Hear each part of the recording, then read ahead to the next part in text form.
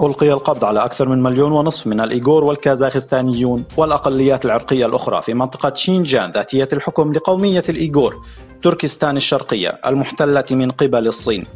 ويتم احتجاز المعتقلين فيما يسمى مراكز الإصلاح السياسي. وكان المعتقلين من الإيغور والكازاخستانيون يواجهون مشاكل كثيرة مع الطعام الذي تقدمه لهم السلطات، مما جعلهم يعلنون إضرابا جماعيا عن الطعام منذ فترة قريبة. وأفاد المعتقلين الأوكرانيون والكازاخستانيون أن الحراس أجبروهم على شرب الكحول الرديئة وتناول لحوم الخنزير، وأيضا إجبار المسلمين على تناولها. وردا على ذلك قال الرئيس التنفيذي لمركز معلومات تركستان الشرقية عبد الجليل قرقاش والسيد كاجيكاسي أن الإضراب الجماعي عن الطعام هو بداية جيدة، مشيرا إلى أن الشعب المضطهد قد امتلك أخيرا الشجاعة للوقوف والمقاومة في وجه المحتل، لأنه لم يعد بإمكانهم تحمل المزيد من الاستبداد، وأن هذه ستكون بداية نهضة كاملة لتركستان الشرقية.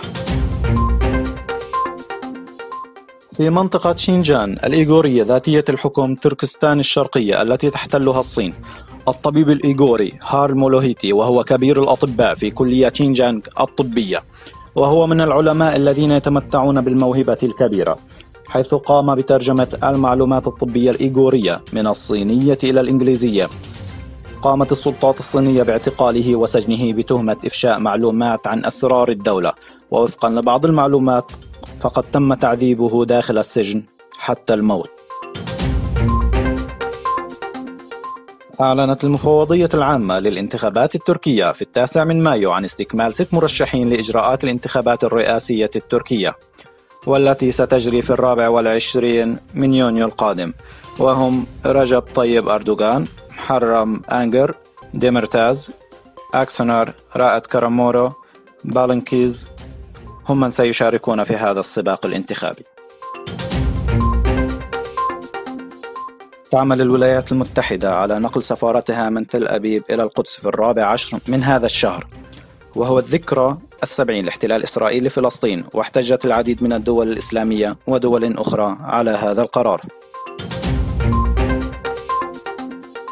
أعلنت وسائل الإعلام الرسمية في كوريا الشمالية أنباء مفادها أن السلطات الكورية الشمالية قررت إغلاق موقع التجارب النووي فينغسلي من 23 ولغاية 25 من هذا الشهر، وسيتم استدعاء خبراء دوليين لإجراء عمليات تفتيش للموقع بحضور وسائل إعلام من كوريا الجنوبية والصين والولايات المتحدة والمملكة المتحدة وروسيا لموقع الحادث.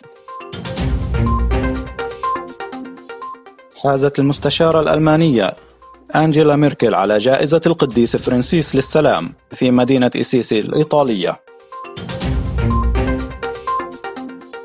أعلنت منظمة الصحة العالمية عن تفشي مرض الإيبولا من جديد في مدينة بيكورو في جمهورية الكونغو الديمقراطية.